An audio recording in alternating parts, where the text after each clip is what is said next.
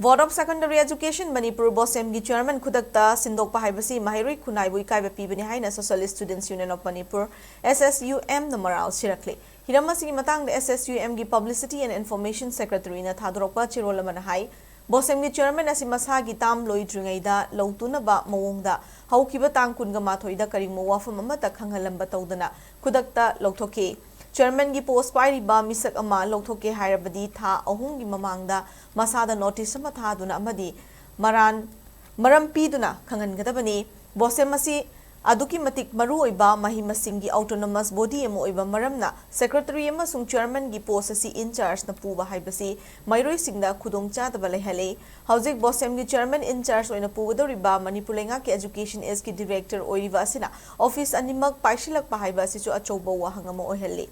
Maheiroi singna education department da director unaba lakpa amadi Bosem da chairman unage haina lakpa matamda matau karamna unagani haibasi da chayetaba kaya legani Masigi thaudo asimak mamang thakta education department ki deputy director oiramba mioi amana Bosem gi secretary in charge oina puba matamdasu levak irang thokravani haina chirol asina makhatari